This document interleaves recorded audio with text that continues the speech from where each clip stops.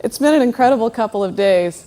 And I think where I want to start is with some stories of hope, with some strategies that have worked, with some successes that we've been able to have at Forest Ethics and with our allies here in the United States and Canada over the past 10 years, but even in the past week.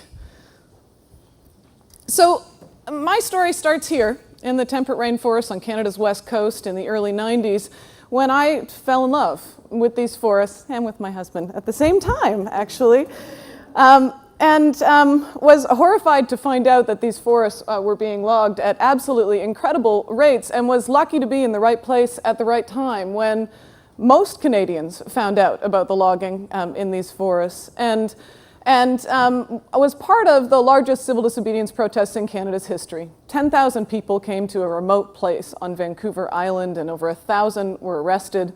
I was arrested and charged with 1,000 counts of aiding and abetting at the time for standing on the road and organizing and giving some speeches. We actually won that case. It took 2 years, but I won the case on arguing freedom of speech.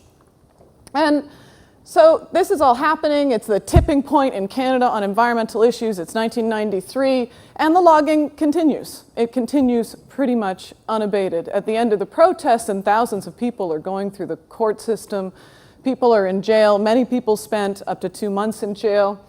And so a group of us got together and started asking ourselves, why is this happening? Why is the logging going on?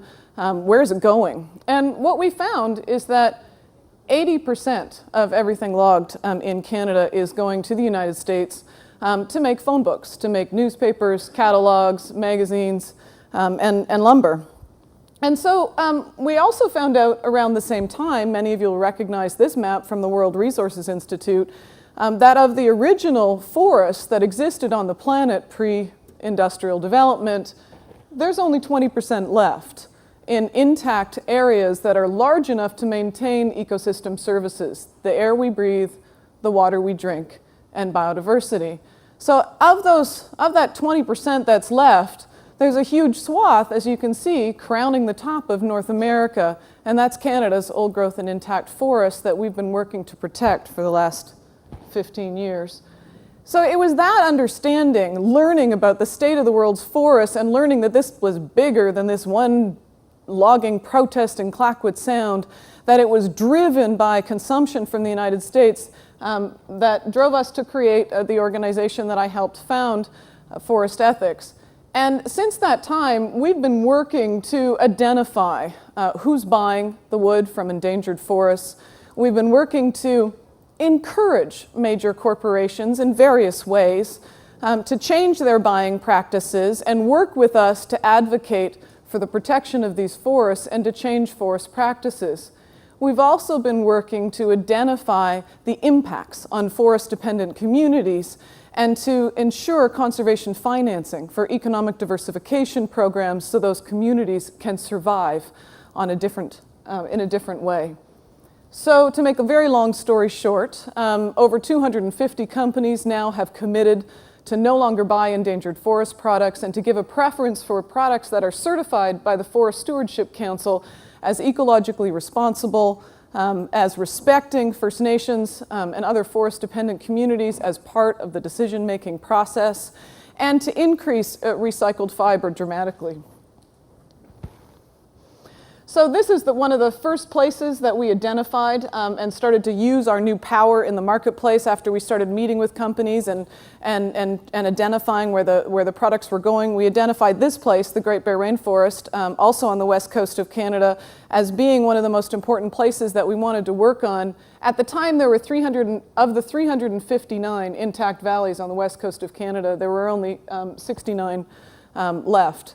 And we were able to protect the Great Bear Rainforest. Everything you see in this picture is now permanently protected, working with our allies, many groups that you'll know here in the United States, Rainforest Action Network, NRDC, and others. We've protected over 5 million acres of this rainforest and are now working with First Nations communities. We moved on across the swath on the top of North America to the boreal forest, which is one of the most important forests that we have left on the planet. It's one of the biggest. It's 1.2 billion acres in total. And it's the home for most of the birds that you see in your backyard. So 2/3 of North America's birds, waterfowl, other birds, nest and breed in this forest. Primarily because in a lot of ways it's one of the only places left, not only for birds but also for major mammals, for grizzly bears, etc. Because 95% of all the old-growth forests in the United States is already gone. So we started working on the boreal by identifying who was buying it. We found out that companies like Victoria's Secret were producing 1 million catalogs a day, primarily printed on old-growth forests from Canada, from the Canadian boreal. We launched this campaign on a shoestring with just about enough money to run this ad in the New York Times and pretty much nothing else. This ad alone, we figure, ended up generating over $1.2 million in earned media coverage because it was so controversial. It says Victoria's got a dirty secret, and it talks about the impacts of logging in Canada. That launched our Victoria's Secret campaign, which was a very popular campaign across the United States. Over 700 protests later, Victoria's Secret now has one of the most progressive paper policies of any major catalog company in the world, and we're working with them as their environmental advisors. Our newest campaign, thank you. So our newest campaign, which we launched this year, which you'll see you have these little cards that are on your seats. And I have to thank Tides and all the staff here, not only for this incredible conference, but for allowing me to have a little bit of paper in this paperless conference, which is ironic, isn't it? But if you sign this card, your name will go on a petition to ban junk mail. We've just launched a new campaign, a do not mail campaign similar to the do not call legislation in the United States. This is one way to reduce the impact that we are having. The junk mail alone, the creation of it, the shipping of it, our new life cycle analysis, which will be published next week, shows that it's the equivalent emissions to 10 million cars every year in the United States. The US is producing 100 billion pieces of junk mail every year, 90% of which people don't want and never read. So our newest campaign is to ban junk mail, and I hope you'll sign these and give them to the people at the door before you leave. So there's a decade in 10 minutes. A lot of work that we've done, really successful campaigns. Some important learning for the campaign that I'm going to talk about next is that these are cross-border campaigns. It's been incredibly important for us to work in the United States and in Canada to have this kind of impact and to be able to use financial strategies and the impact of the marketplace working with major corporations to have this level of impact so quickly.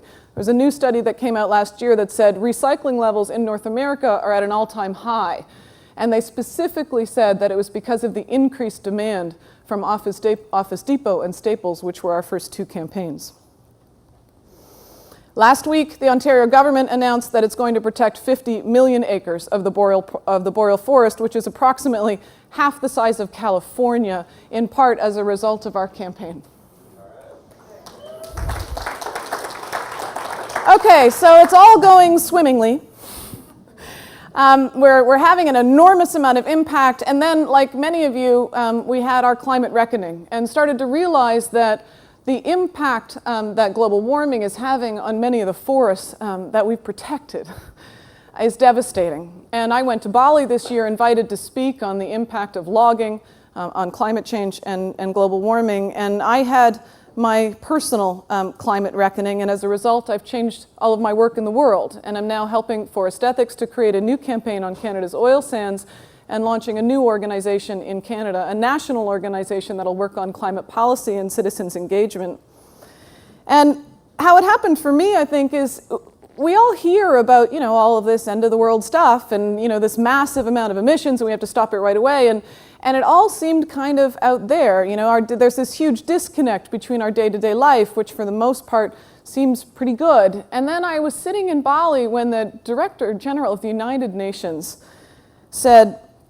he started his speech by saying, "The situation is so desperately serious that any delay could push us past the tipping point, beyond which the ecological, financial, and human costs would increase dramatically. We're at a crossroads. One path leads to comprehensive climate change agreement, the other to oblivion. The choice is clear." And I thought, oblivion? Like, did the United Nations just say oblivion? And it was this point where I realized that, I mean, I've been called a lot of things: eco-lunatic, an enemy of the state when we launched the Great Bear Rainforest campaign, eco-terrorist. Now, by the way, they're calling us eco-heroes, so it's a good example of how things can shift in a decade when you're saying the same thing for 10 years.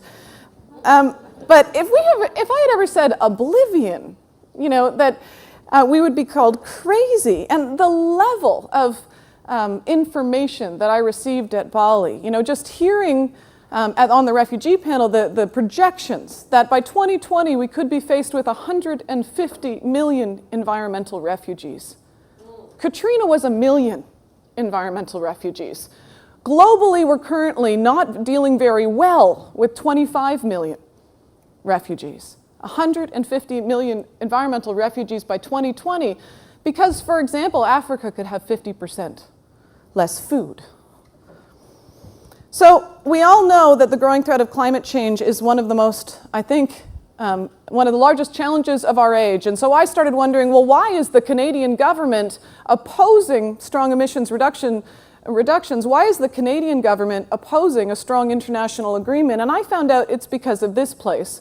This is in Alberta. This is one of the areas in the boreal forest that we've been trying to protect. And this is what a lot of it looks like today. What many people here probably don't realize is that the Canadian oil sands are not a desert. They're found underneath some of the wildest places left on Earth. And in order to mine that oil, we are literally scraping away an area the size of Florida. The oil is located in a very tarry soil rather than pooled beneath the surface. And to get at the tar and turn it into oil is the most polluting and carbon-intensive process on Earth. And again, it connects to the United States. This map shows you the new infrastructure that's planned to bring this oil into the United States. The tar sands is the biggest capital project on Earth and the biggest single energy undertaking anywhere on Earth. It is the biggest fossil fuel development on Earth. And a lot of people don't know about it because it didn't used to make economic sense to use all of this water, to use all of this natural gas to actually produce this oil, but now it does because oil is so expensive. And so the result is that the development is escalating dramatically. Canada is now the single largest foreign source of oil for America. 99% of the oil that we're producing is heading to the United States. And the U.S. is moving quickly to expand this infrastructure. The toxic impacts of those new refineries across the Midwest will be devastating because this is dirty, dirty oil. Just one point on this slide, which is that the greenhouse gas impacts of this oil is 3 times as much per barrel than conventional oil because we're simply using so many resources in order to produce the oil. 300 million cubic feet of natural gas is used in the oil sands. That's enough to heat 3 million homes. It's also using an enormous amount of water. Northern rivers are being bled dry. The existing operations alone are drawing 349 million cubic meters of water per year. The toxics impacts are also devastating. Already the toxic ponds, which are unlined and literally behind rammed earth dams, which are the second largest dams in the world, second only to the Three Gorges Dam, already cover about 50 square kilometers. 90% of the water used is ending up in tailing ponds. We're getting 1.8 billion liters of toxic water being pumped every day into these open pit mines in the center of Canada. So news has started leaking out, in part because last month a news outlet picked up the story that 500 birds had landed on these toxic ponds and only 4 got out. And so all of a sudden the story broke that there are these enormous toxic ponds in the center of Canada, and the government's response was to launch a $25 million public relations campaign to brand Canada's oil as friendly oil and your answer to U.S. energy security problems. This oil is poisoning people, not only in Alberta, but also in the United States. This is a quote from one of the First Nations chiefs, Chief George Potras. We have people dying from rare cancers and other chronic diseases, but the government is nowhere on the radar screen in addressing these issues, neither the federal nor provincial government. If these dams break, which a lot of the scientists that we're working with are saying is highly possible, they're already leaking. Scientists that we're working with who worked on the Exxon Valdez oil spill say that the toxic levels are 3,000 times as much as the Exxon Valdez oil spill. And if even one dam breaches, it will sterilize the Mackenzie River, which is the largest remaining wild river in the world.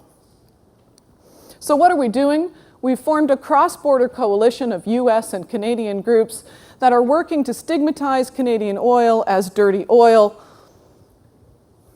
We are making sure that we are everywhere. Premier Stelmach from Alberta goes as he talks about energy security and friendly oil. This is in Washington, D.C. when he was last there. And it's starting to work. This was in a Canadian newspaper just a couple of weeks ago. You have to understand that even Canadians knew nothing about the tar sands until the last 6 months. So our strategy, we're working with US groups to oppose new refineries and refinery upgrades. We're doing markets work to encourage major fleet companies and airlines to adopt low-carbon fuel standards and refuse to buy tar sands. We've identified which refineries are selling it and which refineries are not. We're working with groups here in the United States on municipal, state, and federal resolutions, with legal challenges to support First Nations. We're researching the toxic impacts and water scarcity, and we're also working on investors' engagement. And as I mentioned, launching a new organization across Canada this fall on citizens' engagement, because Canadians care about global warming almost more than any other place in the world. The polls show that it's the most important issue to Canadians, yet we have one of the most regressive policies that allow our emissions to continue to rise. So just the big picture that I think connects back into Matt's presentation, tar sands is the second largest reserve in the world, second only to Saudi Arabia, of oil. The reserve is 179 billion barrels, and we are right now facing the lock-in of this infrastructure.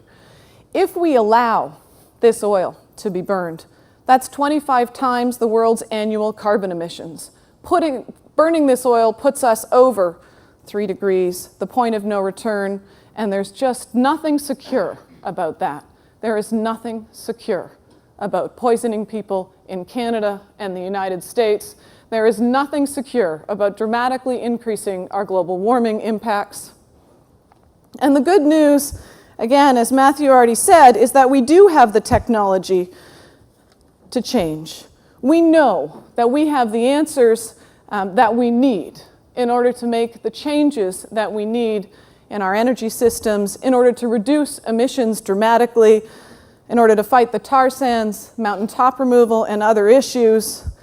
What we need, more than anything, is the courage and then the commitment to rethink what we're doing in our daily lives, to recognize that these issues connect, to recognize that we have to start working together to reduce emissions now. I want to end with, I was inspired by Tom's grandmother's story. And I sat with my grandmother last week, who's 92 and dying. She told me about growing up in Northern Ontario when there were no cars, when there was no power, when no one could imagine the world that we live in today. And it hit me for the first time, the amount of change that's possible in our lifetimes. We have the capacity to revision the world that we live in.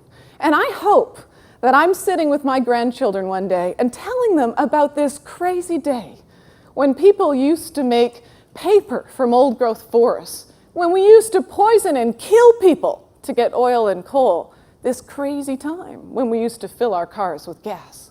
Thank you.